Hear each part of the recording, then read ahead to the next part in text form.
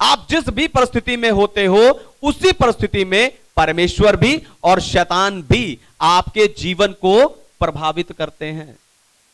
शैतान आपको उल्टी दिशा में जाने के लिए प्रभावित करता है, लेकिन परमेश्वर आपको सीधी दिशा में जाने के लिए प्रभावित करते हैं। शैतान आपको परमेश्वर से दूर ले जाने के लिए प्रभावित करता है, लेकिन परमेश्वर आपको उसके पास आने के लिए प्रभावित करते हैं। हालेलुया।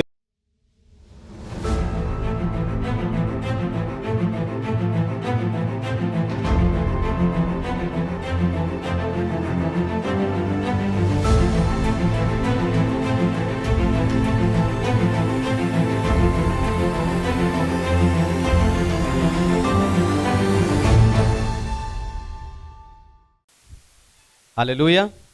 तो आए आज के वचन में चलें, पवित्र शास्त्र बाइबल से आज का संदेश सुने।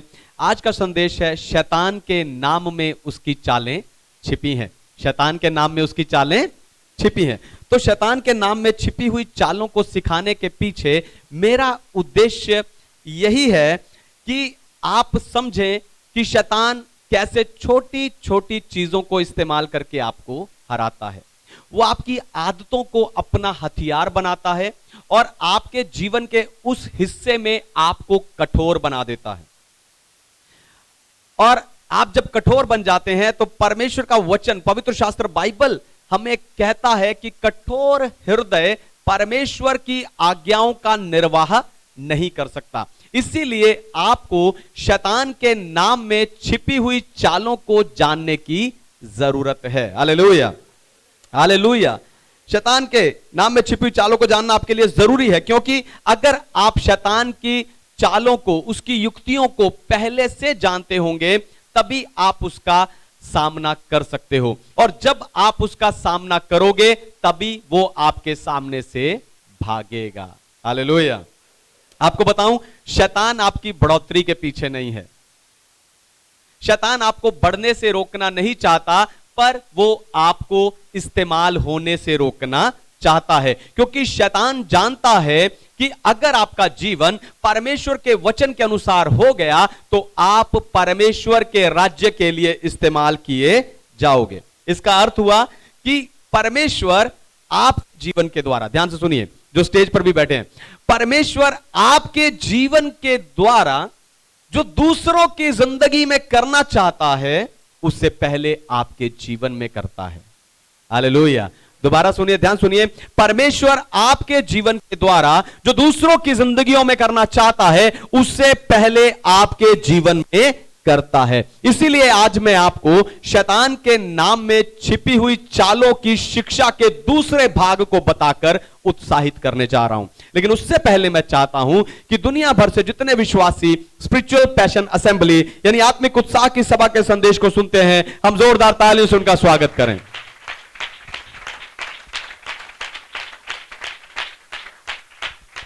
आमीन। परमेश्वर के नाम की महिमा हो। तो पहला नाम इवल वन यानी दुष्ट। इवल वन यानी दुष्ट। पढ़िए पहला यूहन्ना की पत्री अध्याय 5 वचन 19। First John chapter 5 verse 19।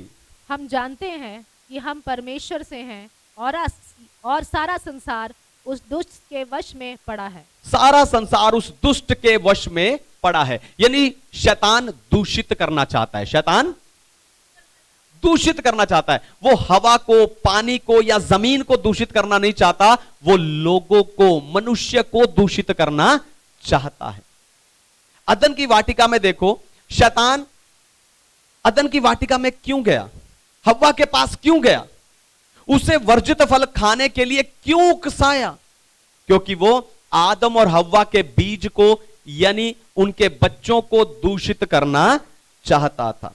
इसीलिए आदम और हव्वा का पाप करने के कारण सारी मानव जाति पापी बन गई, क्योंकि उनका पाप पीढ़ी दर पीढ़ी फैलता गया या ट्रांसफर होता चला गया। आज भी शैतान लोगों के मन में दूषित विचार को डालता है ताकि वो उस विचार पर चलकर गलत काम करें। जवान बच्चे ध्यान दीजिए, आज भी शैतान लोगों के मन में दूषित विचार को डालता है ताकि उस विचार पर चलकर वो क्या करें? गलत काम को करें।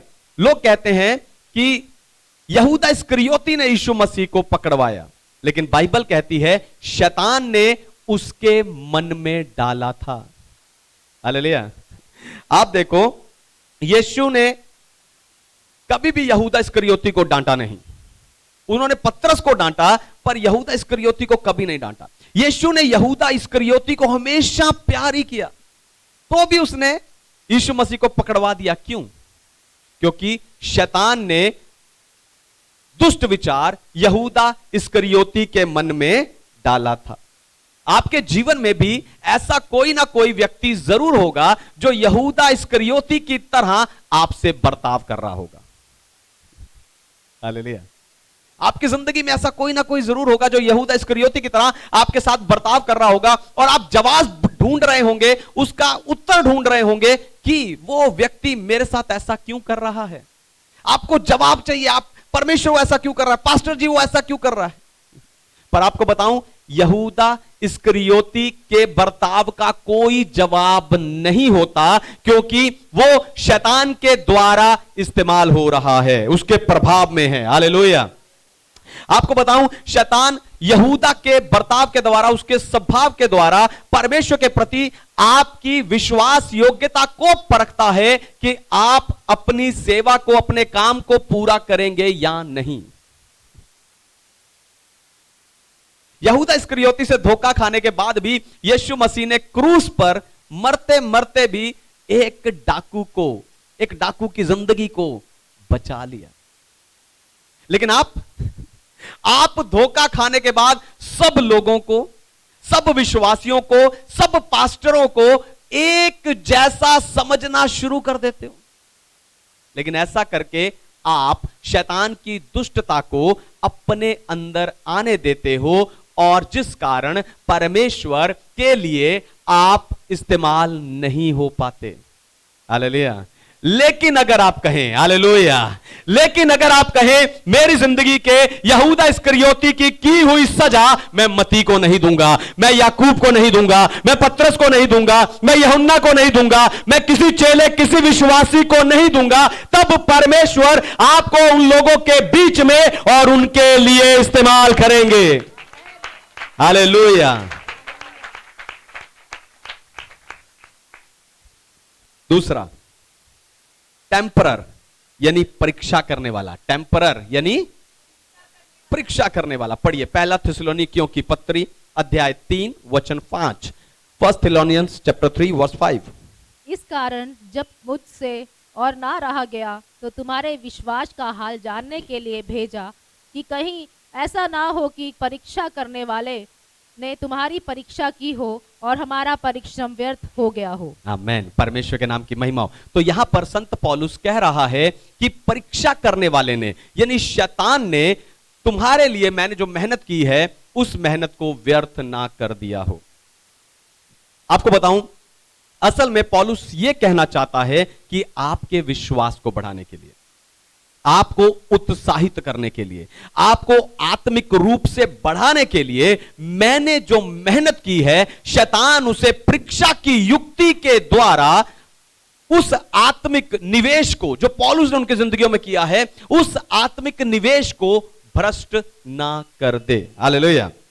उसे भ्रष्ट ना कर दे। क्योंकि परीक्षा का अर्थ, ध्यान से सुनिए, क्योंकि परीक्षा का अर्थ सिर्फ पाप में धकेलना नहीं होता, पर सच्चाई से खींचना भी होता है।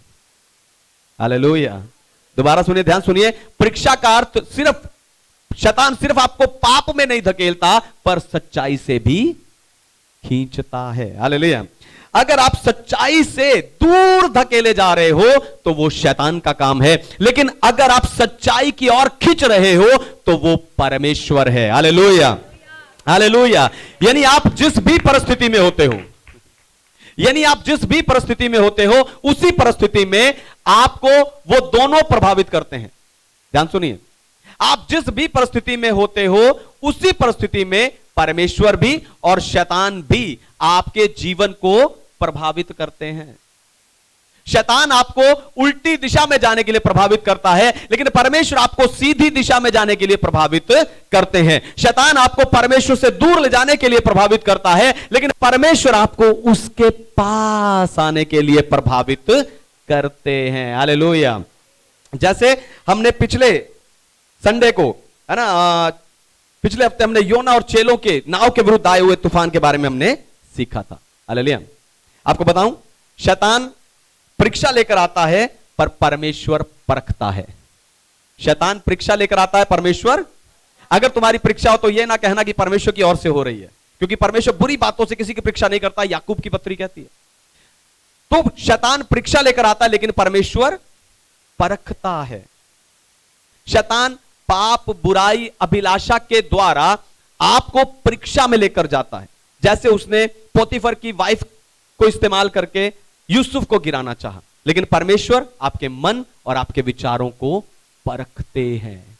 हालेलुया।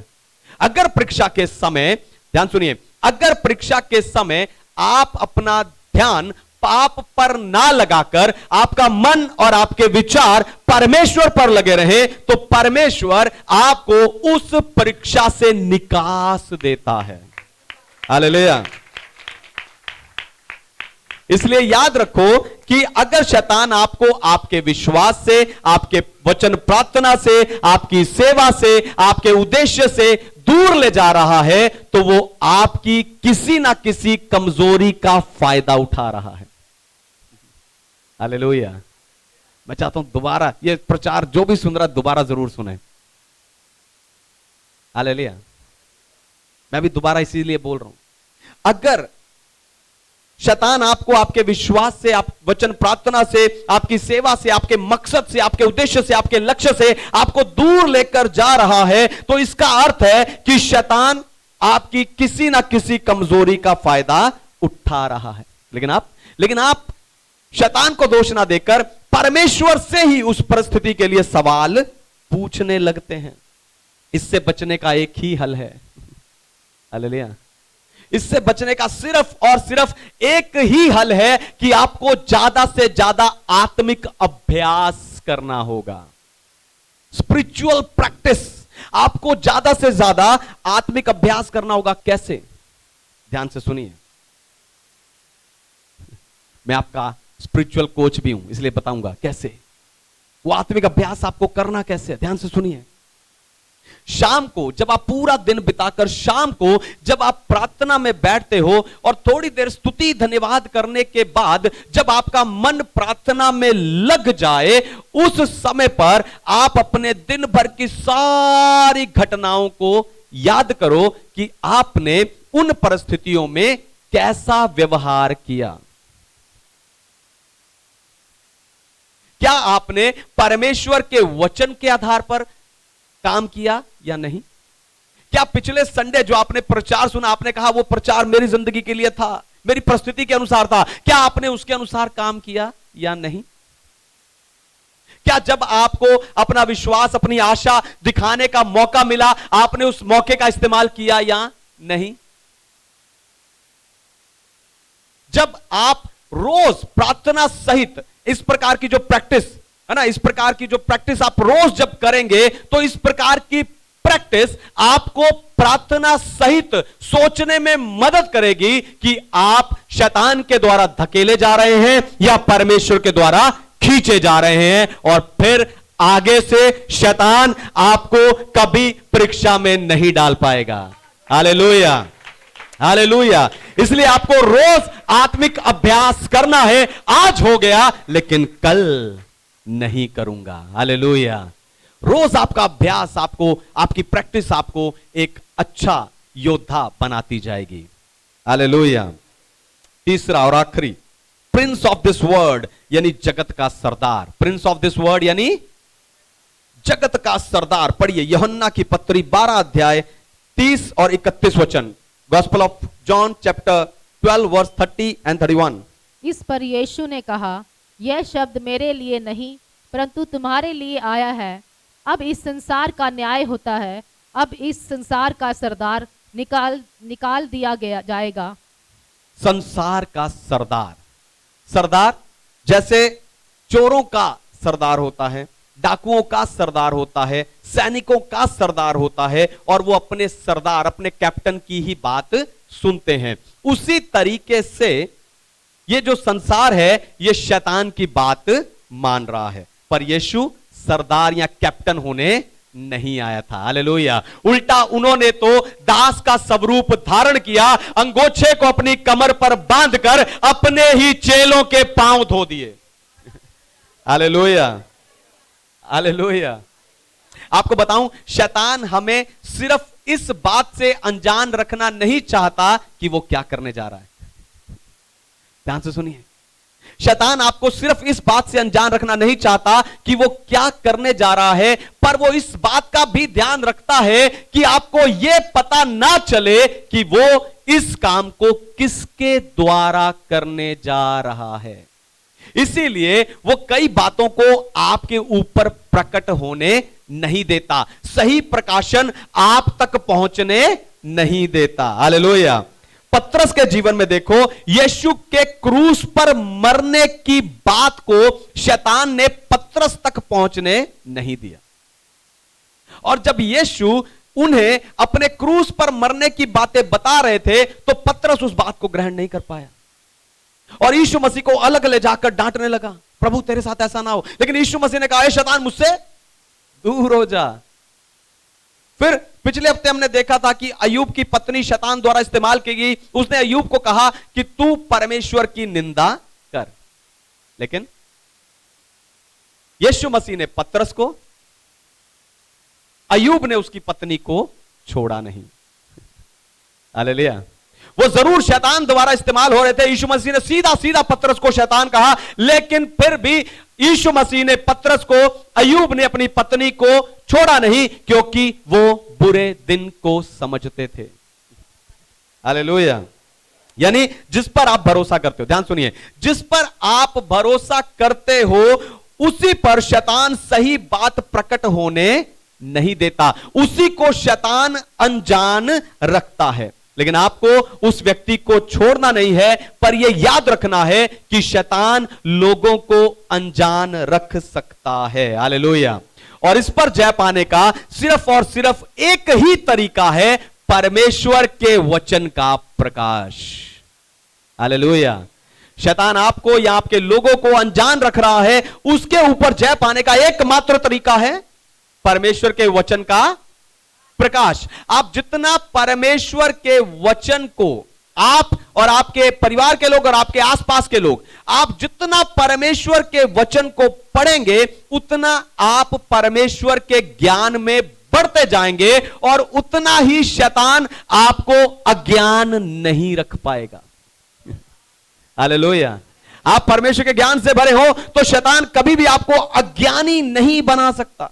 इसलिए इस स्थिति पर जय पाने का एकमात्र तरीका है परमेश्वर के वचन का प्रकाश। उसके वचन के प्रकाश में आपको बढ़ते जाना है। बिल्कुल एक आखिरी बात बताकर मैं आपको खत्म करने जा रहा हूं। इस पृथ्वी का सारा अधिकार परमेश्वर ने आदम को दिया था, लेकिन आदम को पाप में गिराकर शैतान ने वो सारा अधिकार आदम से छीन लिया। फिर प्रभु यीशु मसीह ने क्रूस के ऊपर शैतान को हरा दिया और उस अधिकार को वापस प्राप्त कर लिया और कहा, यीशु मसीह ने कहा, शांति का परमेश्वर शैतान को तुम्हारे पांव से शीघ्र कुचलवा देगा। हालेलुया।